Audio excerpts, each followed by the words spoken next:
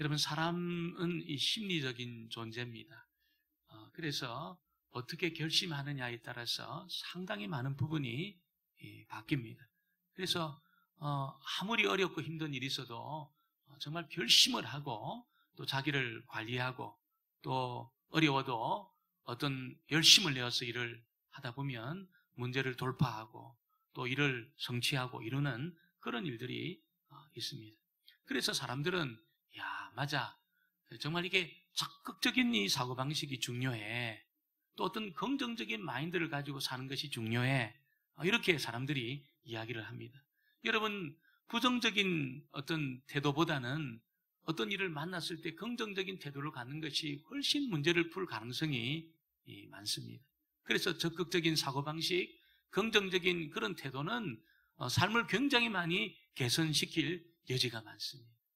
그런데 문제는 이 삶의 폭풍우가 딱 몰려오면 이 적극적인 이 사고방식, 긍정적인 태도가 효과가 없습니다. 효과가 없습니다. 어떤 크게 실직했다든지 어떤 큰 질병을 내가 만났다든지 사랑하는 가족이 나를 떠난다든지 내가 이제 죽게 되었다든지 이런 폭풍우가 딱 몰려오게 되면 여러분, 하면 된다, 열심히 하자, 이런 어떤 태도가 이 효과를 발휘하지 못한다는 거예요. 다 이것이 여러분 그 문제 앞에서 전부 이렇게 깨어지게 된다는 것입니다. 삶의 폭풍우를 어떻게 이길 수 있습니까? 여러분, 하나님의 능력이 실제로 임해야 될 줄 믿습니다.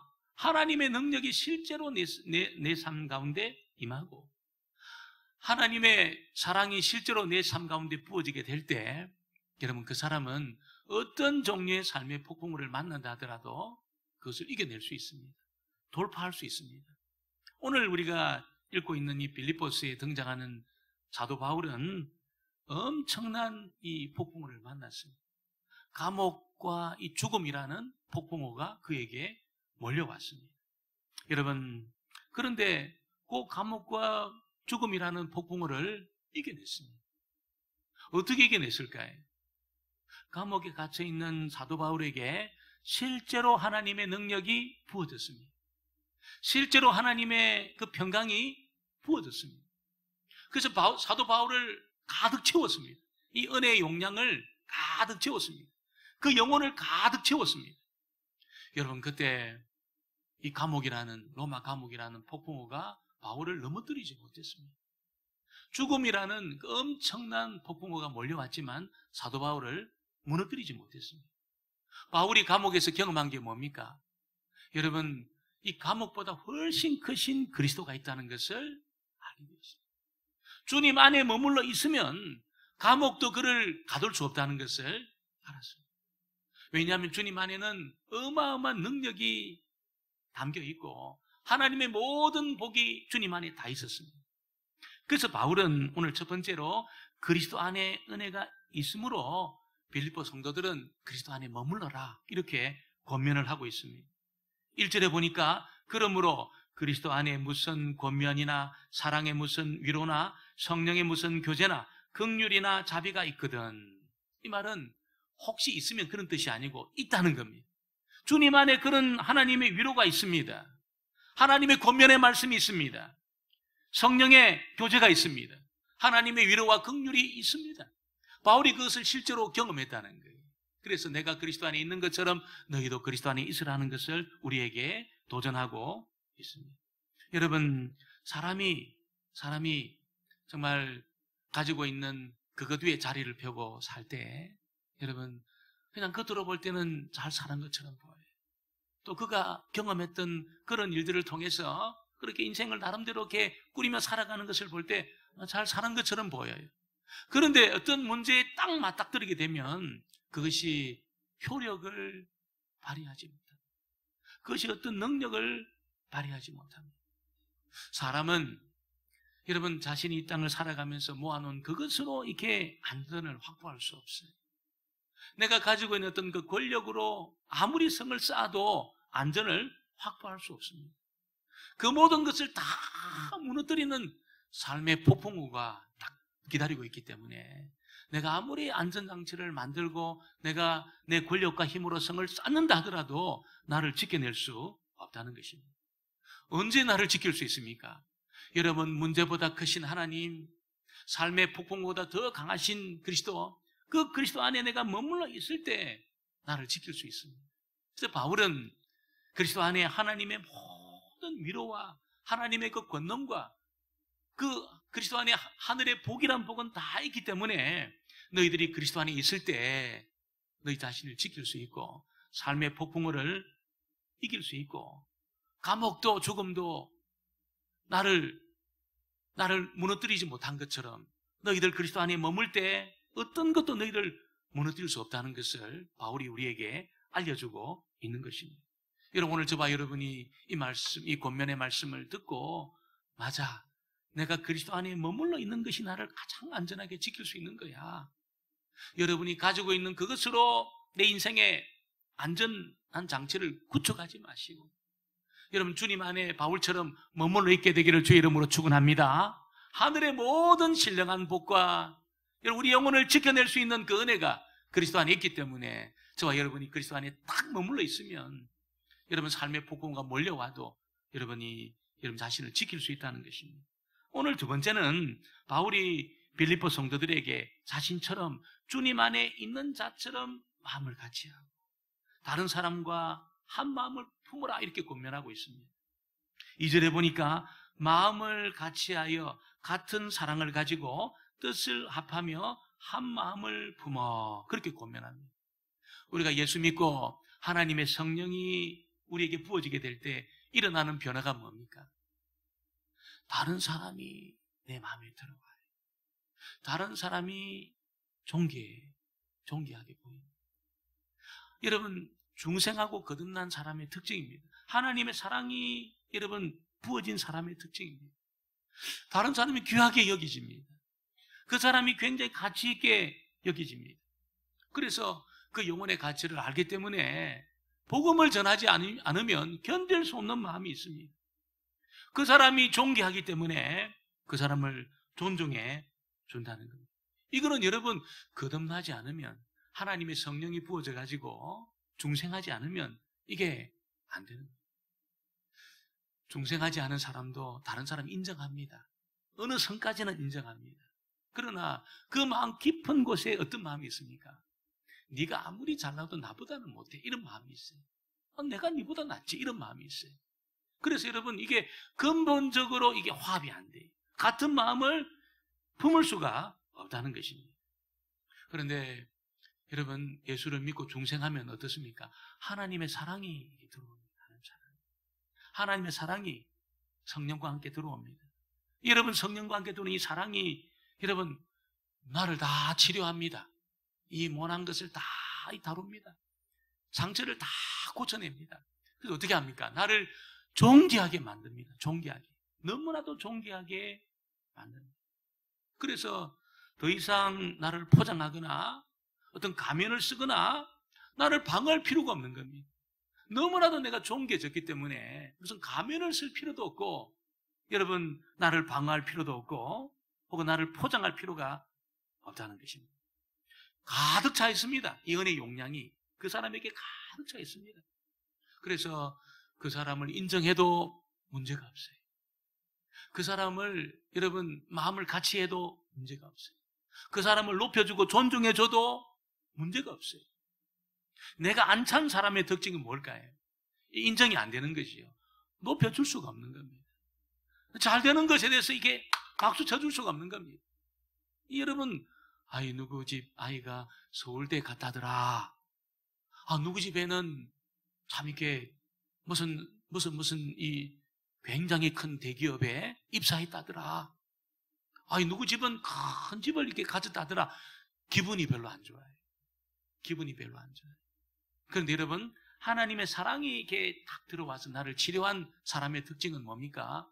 그런 이야기 들어도 기분이 좋습니다. 여러분, 기분이 좋게 되기를 주의 이름으로 축원합니다. 이 치료된 거예요, 치료된 거예요. 치료가 안 되면 기분이 나빠요.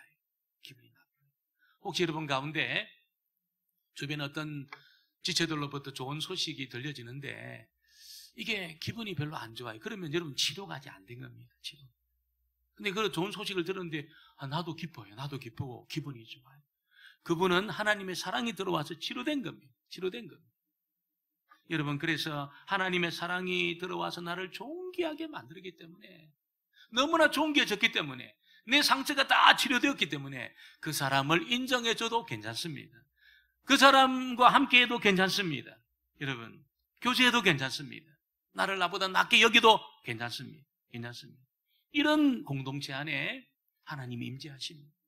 이런 공동체 안에 하나님이 하늘의 복을 다 부어주십니다. 그때 이게 부흥이 일어나는 겁니다. 그 교회 안에 부흥이 일어나는 겁니다. 무슨 여러분 그냥 뜨겁게 뭘 해서 부흥이 일어나는 것이 아니고 하나님의 사랑이 들어와서 여러분 치유를 경험하고 다른 지체를 인정하는 그 가운데 하나님이 임재하시기 때문에 부흥이 일어나는 겁니다. 여러분, 그 사람이 진정으로 그리스도 안에 있으면 남을 나보다 낫게 여기는 삶을 산다는 거예요. 남을 나보다 낫게 여기는 삶을 사는 겁니다. 3절에 보니까 아무 일에든지 다툼이나 허영으로 하지 말고 오직 겸손한 마음으로 각각 자기보다 남을 낫게 여기고, 이게 낫게 여기는 게 아니죠. 지옷과 시옷의 차이입니다. 세상 사람들은 전부 낫게 여깁니다. 남을 나보다 이렇게 낫게 여깁니다. 별로 인정 안 합니다. 아무리 대단한 일 해도 인정 안 해요. 나보다 낫게 여깁니다. 뭐 잘났다고 이렇게 생각합니다. 근데 여러분, 그리스도 안에서 하나님의 사랑으로 치료를 받게 되면 어떻게 됩니까?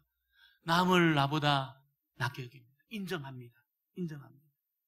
여러분, 이 세상에 있는 모든 사람들은 다른 사람보다 나아지려고 합니다. 다른 사람을 밟고 서서라도 나아지려고 그렇게 합니다. 어떻게 그 사람이 다른 사람을 자기보다 낫게 여길 수 있겠습니까? 불가능하지요. 불가능하지.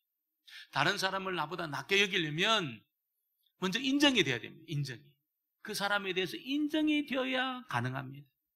다른 사람을 진정으로 인정할 수 있는 것은 이 생내적인 본성으로는 안 됩니다. 이게 우리 기질로는 이게 안 됩니다. 아무리 그 사람이 성품이 좋아도 다른 사람 인정이 안 되는 거예요. 인정이 안 되는 거예요. 그리고 자기를 주장합니다. 자기를 주장하고 자기 인정이 돼야 됩니다. 자기 높임을 받아야 됩니다. 자신이 어떤 일에 그 중심에 서야 됩니다. 그래야 어떤 모임이 진행이 되고, 여러분, 그렇게 흘러가는 거지. 내가 인정을 못 받는데 그 모임에 갈 수 있을까요? 불가능해요. 그런데 그리스도 안에서 여러분, 하나님의 사랑이 부어져서 내가 용납을 경험하고 용서를 경험하고 치유를 경험하고 나면 어떻습니까? 다른 사람을 인정합니다. 인정을 해요. 그리고 더 나갑니다. 어디까지 나갑니까? 마음을 같이 하고 같은 마음, 같은 사랑을 가지고 뜻을 합해서 한 마음을 품는 자리까지 나갑니다. 여러분, 하나님 앞에 용서를 경험하고 치유를 경험한 사람에게는 이게 은혜의 용량이라는 게 있습니다. 은혜의 용량. 은혜의 용량이라는 것이 있습니다. 하나님의 사랑이 안 들어오면 안 찹니다. 절대로 안 찹니다. 그 영혼이 여러분, 다른 것으로 자꾸 채우려고 그렇게 해요. 세상에 있는 사람처럼 다른 것으로 자꾸 자기를 채우려고 해요. 이게 안 찹니다. 그러니까 이게 막 소리가 나는 거예요. 인생에 막 자꾸 빈 소리가 나면서 덜그럭거리고, 여러분, 이게 만족이 없는 거예요. 만족이 없습니다. 근데 하나님의 은혜가 부어지게 되면 여러분, 하나님의 사랑이 들어와서 나를 치료합니다. 하나님이 나를 용서했다는 걸 알아요. 하나님 앞에 내가 인정받고 있다는 것을 압니다.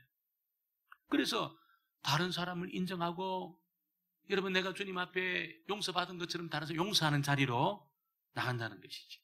그래서 여러분, 우리의 어떤 신앙적인 목표는 내가 얼마나 많은 신비한 체험을 하느냐, 내가 얼마나 깜짝 놀랄 진리를 발견하느냐, 그것이 아니고 내가 다른 사람을 이렇게 인정해 주느냐, 다른 사람을 돌보고 인정하고 높이는 자리까지 나가는 것이 여러분 신앙의 목표가 될 때 그 사람은 어떻습니까? 그 사람은 여러분 복음과 조화를 이루고 그리스도 안에 살고 있는 그런 사람이 된다는 것을 우리에게 알려주고 있습니다. 바울은 오늘 세 번째 보니까 이제 더 나아가서 그냥 다른 사람을 인정하는 정도가 아니고 더 나아가서 복음의 능력을 경험하고 하나님의 사랑이 들어온 그 사람은 그리스도의 마음을 품는 자리까지 나간다, 그렇게 말씀하고 있습니다. 6절에 보니까 그는 근본 하나님의 본체시나 하나님과 동등됨을 취할 것으로 여기지 아니하시고, 바울은 그리스도의 마음을 품는 것이 이 복음과 조화를 이루고 사는 것인데, 주님이 도대체 어떤 마음을 가지신 분입니까? 여러분, 주님은 자신의 그 당연한 지위, 자신의 그 당연한 권리, 이걸 포기했습니다. 포기했습니다. 그래서 이 본체를 비웠다, 그렇게 말합니다. 이 본체라는 것이 이게 영어로 말하면 패션입니다. 패션입니다. 그래서 예수님은 하나님의 이 패션을 입으신 분이에요. 하나님의 이 옷을 입으신 분입니다. 그래서 우리가 패션쇼 같은 데 보면 모델이 이 옷도 입고 워킹합니다. 무슨 저 옷도 입고 막 워킹을 합니다. 근데 사실 보면 그 패션쇼에 나오는 모델은 그 옷이 자기 옷이 아니에요. 전부 빌린 옷입니다. 진정한 의미의 패션쇼가 아니지요. 진정한 의미의 패션쇼는 어떻습니까? 자기를 완전히 드러내는 그런, 그 옷이 자기의 존재를 완전히 드러내는 것이 진정한 패션쇼인데, 예수님은 하나님으로 옷 입으신 분이, 완전한 그 하나님으로 옷 입으신 그런 분이십니다. 빌려 입지 않았습니다. 완전히 하나님이십니다. 그 지위와 권능이 완전히 하나님이신 분이 예수님이십니다. 여러분, 그런데 그 예수님이, 여러분, 그 옷 하나님과 동등됨을 취할 수, 동등되신 분인데 그 옷을 벗으셨다는 거예요. 그 옷을 벗으셨다는 겁니다. 신분과 지혜를 빼앗길 이유가 하나도 없는 분이신데, 마치 빼앗긴 분인 것처럼, 자신의 신분과 지혜를 전부 내려놓으셨다는 겁니다. 왜 그랬습니까, 여러분? 바로 하나님에 대한 그 사랑 때문에, 우리에 대한 사랑 때문에 그런 겁니다. 너무 많은 말을 들었기 때문에 그 말이 우리의 마음에 와닿지가 않아요. 여러분, 하나님에 대한 그 사랑, 우리에 대한 사랑이 얼마나 큰지 우리 다 이해 못합니다. 그것 때문에 예수님은 자신의 신분과 지위를 다 내려놓은 겁니다. 자신의 옷을 다 벗은 겁니다. 다 벗은 겁니다. 왜냐하면 그걸 벗지 않고서는 하나님의 사랑과 은혜가 흘러갈 길이 없다는 거예요. 우리에게 하나님의 사랑이, 하나님의 은혜가 흘러갈 길이 없다는 겁니다. 그리고 그 사랑과 은혜가 흘러들어오지 않으면 구원받을 자가 아무도 없습니다. 아무리 자기를 관리해도 있잖아요. 아무리 최선을 다하는 삶을 살아도 구원받지 못합니다. 하나님을 만족시킬 수 없습니다. 오직 그리스도가 자기 지위와 신분을 다 내려놓고, 하나님이시지만 여러분 사람의 형체를 입고 종의 형상을 가지고 이 땅에 오신 겁니다. 자기를 완전히 비웠다는 거지. 어느 정도 비웠습니까? 종의 형상을 입는 것까지 자기를 비운 겁니다. 하나님이. 이게 이해가 됩니까, 여러분? 하나님이신데 자기를 이렇게 비운 겁니다. 여기에 물이 담겨 있습니다. 물이. 어떻게 하면 이 물이 다 비워지게 될까요? 완전히 뒤집으면 비워집니다. 이 물이. 제가 이렇게 다 마시든지 완전히 뒤집으면 이 물이 다 비워집니다. 예수님 그렇게 한 겁니다. 완전한 하나님이신데 자기를 다 비운 겁니다. 어디까지? 종의 형상을 입는 데까지 자기를 비운 거예요. 7절에 보니까 오히려 자기를 비워 종의 형체를 가지사 사람들과 같이 되셨고, 사람 비슷하게 된 게 아니고 있잖아요. 완전히 사람이 된 겁니다. 완전한 하나님이 자기를 비워가지고 종의 형체까지 완전히 낮아지면서 사람이 되신 겁니다. 사람이 되신 겁니다. 여러분, 이사야가 그 모습을 보고 뭐라고 이야기했습니까? 예수님의 그 모습을 보고, 여러분, 고운 모양이 없었다는 거예요. 우리가 사람을 보면 참 저거는 귀티가 난다 이렇게 말하잖아요. 참 어려서부터 어떻게 자랐는지 참 귀티가 난다. 그런 귀티가 하나도 안 난다. 예수님이 하나도 안 난다. 저분은 품체가 참 좋으셔. 막 그냥 느껴지는 거예요. 장군 같아요, 장군. 학자 같아요, 이분이. 목사님 같아요, 막 그냥 느껴지는 풍채가. 그런 풍채가 하나도 느껴지지 않았다. 이해가 됩니까? 예수님에게 그런 풍채가 느껴지지 않았습니다. 그러니까 사람들이 무슨 흠모할 만한 아름다운 것이 없었다는 거예요. 보통 보면 참 저분이 잘생겼다든지 품위가 있다든지 뭔가 보면은 뭔가 이렇게 참 풍채가 있다든지, 그래서 흠모할 만한 것이 있습니다. 참 어떤 분이 막 잘생겼어요. 허무합니다. 남자들도 멋진 남자를 보면 야, 참 잘생겼다.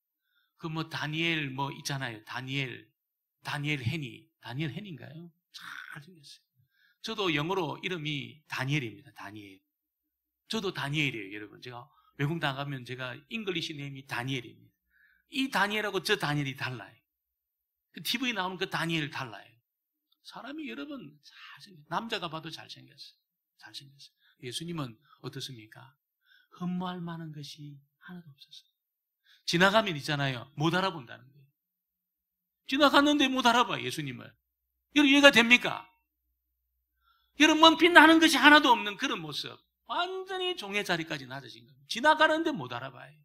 이사야가 그 이야기는 지나가는데 못 알아볼 정도로 여러분, 예수님에게 온 모양도 없고 풍치도 없고 사람들 보기에 흠모할 만한 아름다운 것이 없었다는 거예요. 그만큼 자기를 비운 겁니다. 종의 자리까지 낮아지면서. 그래야 하나님의 은혜와 사랑이 흘러가기 때문에. 그래야 우리가 구원받기 때문에 자기를 완전히 비워서 종의 자리까지 낮아지게 된 겁니다. 여러분, 종은 어떻습니까? 밟히는 존재입니다. 완전히 밟힙니다. 하루 종일 밖에서 일하고 왔는데 주인이 야, 물 떠와. 물 떠와야 됩니다. 너 저 마당 쓸어야 됩니다. 하루 종일 일하고 왔는데 빨리 밥해야 됩니다. 종이 그렇습니다. 여러분, 예수님이 정말 우리에게 하나님의 자녀가 되는 권세를 주시고 여러분, 종이 되셔서 우리의 허물과 죄를 다 짊어지시고 죽으시면서 이 죄 문제를 다 처리해 주셨습니다. 돈을 요구 안 했습니다. 그 어마어마한 신분과 지위를 주시면서 한 푼의 돈을 요구 안 했습니다. 우리는 여러분, 그런 엄청난 어떤 그런 은혜를 우리가 받았다면 뭘 요구해요? 무슨 보상을 요구해요? 예수님은 어떤 보상도 요구하지 않았어요. 딱 한 가지 요구했습니다. 내가 종처럼 너희를 섬긴 것처럼 너희도 서로 종이 되라, 이렇게 말했어요. 예수님 말씀입니다. 너희도 서로에게 종이 되라, 그렇게 말씀했어요. 여러분, 우리가 그 존귀한 자가 되었지만 서로에 대해서는 종이 되어야 되는 존재입니다. 예수님처럼 종이 되어야 되는 존재입니다. 내가 종인지 종이 아닌지 어떻게 알 수 있을까요? 여러분과 제가 종인지 종이 아닌지 어떻게 알 수 있을까요? 누가 자기를 밟을 때 기분 나쁘면 종 아닙니다, 여러분. 종 아니에요. 누가 그냥 뭘 이렇게 무시할 때 있잖아요. 기분 나쁘면 종 아닙니다. 종 아니에요. 시퍼렇게 자기 살아있는 겁니다. 누가 그냥 뭘 부탁하고 뭘 시키면 기분 나빠요. 여러분, 종 아닙니다. 아직 시퍼렇게 자기 살아있는 겁니다. 살아있는. 종이 무슨 여러분 그런 반응이 있습니까? 시키는 여러분 하는 거. 종에 무슨 인격이 있습니까, 여러분? 여러분, 주님이 그렇게 낮아지신 거예요. 완전히 밟히는 자리까지 낮아지면서 서로에게 내가 낮아진 것처럼 종이 되라, 이렇게 말씀해요. 주의 명령이고 말씀입니다. 여러분, 중생하고 거듭난 하나님의 사람들, 하나님의 성령이 부어진 사람의 특징이 뭡니까? 그렇게 다른 사람을 인정하는 정도가 아니고 있잖아요. 같은 마음을 품는 정도가 아니고 그리스도의 마음을 품고 종이 되는 겁니다. 종이 되는 거예요. 이게 여러분, 주님이 우리를 향해서 가지신 목표입니다. 목표입니다. 내가 잘 나를 관리해가지고 있잖아요. 여기저기 나를 붙이고 있잖아요. 나를 강화시켜가지고 그 멋진 사람으로 드러나는 것이 목표가 아니고 우리를 향한 주님의 목표는 어떤 겁니까? 주님처럼 종의 자리까지 낮아지는 거예요. 누가 밟을 때도 기분 안 나쁜 사람이에요. 기분 안 나빠요. 너 종이니까. 누가 나를 무시해도 나 종이니까 아무런 문제가 안 되는 그 자리까지 있잖아요. 그 자리까지. 뭘 시켜도 전혀 기분 나쁘지 않은 그 자리까지 가는 것. 이게 주님의 목표입니다. 저와 여러분을 향하신 주님의 목표입니다. 여러분, 어떻게 이것이 가능합니까? 주님의 마음을 내가 품게 가능합니다. 하나님의 사랑과 은혜가 부어질 때, 은혜의 용량이 찰 때 가능합니다. 은혜의 용량이 안 차고 하나님의 사랑을 경험하지 못하면 기분 나빠요. 굉장히 기분 나쁩니다. 굉장히 불쾌합니다. 굉장히 어떻게 같은 마음 풀 수 있습니까? 어떻게 내가 그 사람 밑에 들어갈 수 있습니까? 이게 안 된다는 거예요. 인정이 안 되는데 그 사람이. 그 사람 자체가 인정이 안 된다는 거예요. 여러분, 이것은 그 사람에게 문제가 있는 것이 아니고 나에게 지금 문제가 있는 거예요. 나에게 문제가 있는 거예요. 하나님의 사랑이 아직 부어지지 않은 겁니다. 내가 경험하지 못한 겁니다. 하나님의 성령이 내 안에 지금 역사하고 있지 않은 겁니다.